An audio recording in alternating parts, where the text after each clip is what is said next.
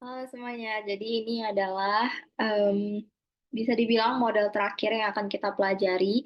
Sebenarnya ini bukan suatu jenis teknik atau model baru, tapi ini merupakan salah satu jenis yang mana pemodelannya itu menggabungkan beberapa teknik yang tadi udah kita pelajari, yang disebut sebagai pemodelan ensemble. Ensemble itu maksudnya menggabungkan beberapa teknik-teknik tadi. Jadi ini kalau tadi kita mempelajari teknik tunggal, sekarang kita mempelajari teknik majemuk. Nah, untuk pemodelan ensemble sendiri ini merupakan teknik dalam pembelajaran mesin di mana beberapa model prediksi digabungkan untuk meningkatkan akurasi dan kinerja.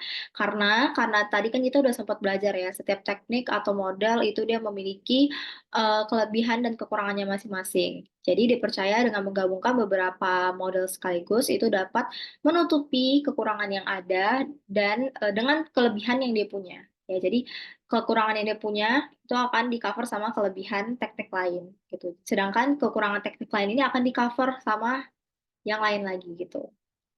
Jadi dia percaya ini saling melengkapi gitu.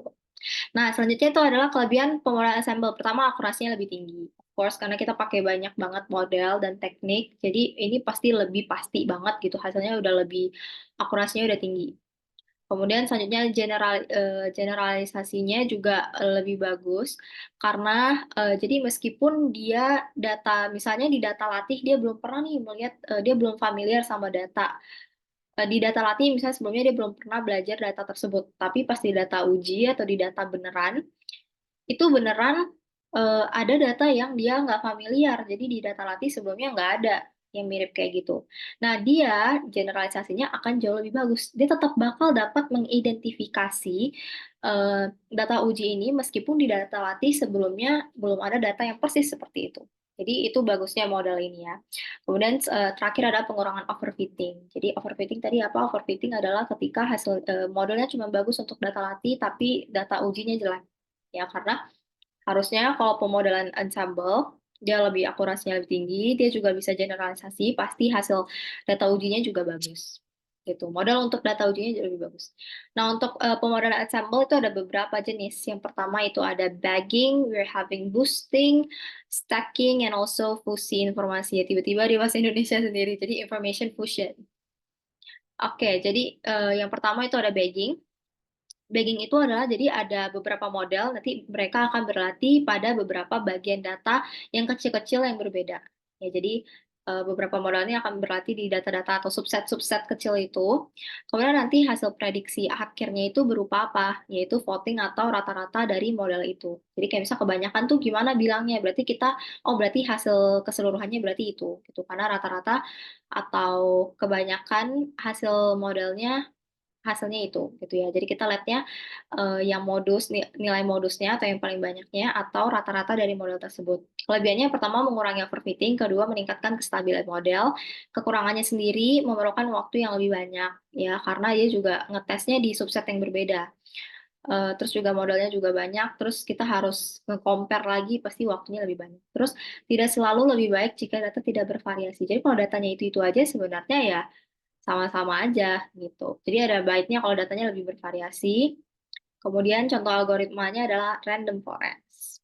Nah, lanjut itu adalah boosting. Boosting itu sendiri adalah model yang dilatih secara berurutan. Ya, jadi model yang sebelumnya nih misalnya kita tahu kekurangannya, oh dia kurang bisa nih ngidentifikasi kalau gini-gini-gini gitu misal kalau ada korelasi. Nah, nanti model selanjutnya itu akan model yang dapat menutupi kekurangan itu. Ya, terus memperbaiki kesalahan yang dibuat oleh model yang sebelumnya. Terus nanti kalau misalnya ada kekurangan lagi, nanti masuk lagi model lain tutupi kekurangan itu. Gitu terus, jadi mereka saling tutup-tutupan. Ya, gitu. Nah, kelebihan sendiri meningkatkan akurasi, ya karena kekurangannya udah ketutupi, jadi akurasinya pasti udah tinggi banget. Terus untuk cocok untuk data yang sulit untuk dipisahkan. Kemudian kekurangannya sendiri, pertama dia rentan terhadap overfitting.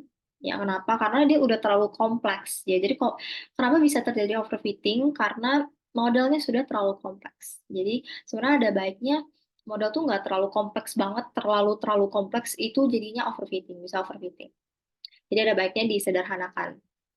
Tapi terlalu sederhana juga nggak terlalu bagus karena dia jadi kurang bisa menilai data yang kompleks kan. Jadi harus di tengah-tengah. Karena butuh waktu pelatihan yang lebih lama, ya of course, karena dia saling tutup-tutupi, dilihat dulu kekurangannya apa nih, baru ditutupin gitu-gitu. Contohnya adalah ada boost dan gradient boosting. Selanjutnya ada stacking. Nah, kalau stacking ini dia ada pelatihan beberapa model pada dataset yang sama. Kalau tadi kan pada subset yang berbeda ya, bagging. Kalau stacking pada dataset yang sama. Ya, jadi menggunakan model lain untuk menggabungkan prediksi dari model-model yang udah di awal tadi. Ya, yang kelebihannya sendiri bisa menangkap hubungan yang kompleks. Kemudian dia fleksibel dalam memilih model karena kan modelnya ada banyak ya ini. Kemudian kekurangannya sendiri, dia lebih kompleks, ya kan? Jadi kayak tadi udah ada nih model-model awal, terus ditambah lagi sama model lain untuk mencoba untuk dilatih menggunakan dataset yang sama. Jadi kayak terlalu banyak dan terlalu kompleks ya. Kemudian butuh penyesuaian data yang baik untuk menghindari overfitting. Jadi seperti yang tadi ya, semakin kompleks, terlalu kompleks, kompleks itu baik, tapi terlalu kompleks itu nggak baik, bisa overfitting.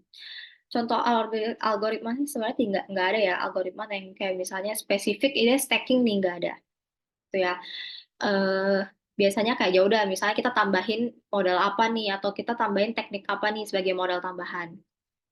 Terus yang terakhir adalah information fusion atau fusi informasi. Dia menggabungkan beberapa informasi dari berbagai sumber atau dari berbagai sensor. Sensor ini mesin ya tentunya untuk membuat prediksinya supaya lebih akurat. Ya, jadi digabung-gabungin informasi yang ada. Kelebihannya pertama, dia memanfaatkan banyak jenis data atau lebih bervariasi, jadi akurasinya juga lebih baik, kemudian lebih tahan terhadap gangguan karena dia udah pelajari dari berbagai macam data. Next itu ada kekurangannya perlu teknis khusus karena dia dari berbagai macam sumber ya. Jadi memang harus ada teknik-teknik khusus yang untuk menggabungkan data-data yang berbeda tersebut. Karena tentunya data tersebut pasti punya skala yang berbeda, jenis yang berbeda, dan lain-lain. Dan yang terakhir adalah implementasinya lebih rumit tentunya karena ada banyak banget data yang harus diolah dan bentuknya beda-beda kan. Nah, contoh algoritmanya itu apa? Jadi sistem pengenalan wajah yang menggabungkan gambar dan suara. Jadi kalau bisa ngomong, oh kira-kira ini siapa nih gitu ya. Jadi ya dia bisa identifikasi dari suara dan wajah. Itu kan penggabungan informasi ya, wajah, suara. Kemudian yang terakhir itu adalah kelemahan. Meskipun digabung-gabung jadi makin akurat, jadi makin meyakinkan, sebenarnya ini masih ada kelemahan. Pertama, kompleksitas. Dia terlalu kompleks ya. Jadi, tapi ini enggak semuanya itu terlalu kompleks. Kita harus pintar-pintar atur kompleksitasnya. Kalau terlalu kompleks, memang dia akan berpengaruh buruk. Ya, tapi kalau kompleksitasnya bisa diatur, itu enggak gitu. Jadi jangan sampai overfitting lah. Terus kalau kompleksitasnya kenapa? Pertama, dia kurang baik dalam generalisasi. Ya tadi ya, kalau misalnya dia terlalu kompleks, harus gini, syaratnya kebanyakan. Ketika muncul suatu data yang dia asing atau dia nggak familiar, dia akan susah untuk identifikasi. Terus waktu latihannya of course lebih lama. Terus abis itu yang terakhir adalah kesulitan kita dalam menginterpretasikannya. Jadi gimana nih? Karena kebanyakan model kan. Jadi kita interpretasinya gimana supaya memang keputusan yang memang di akhir yang kita ambil itu memang yang dibutuhkan sama bisnis tersebut atau masalah tersebut gitu. Jadi itu semua adalah teknik-teknik machine learning untuk pemodelan prediktif.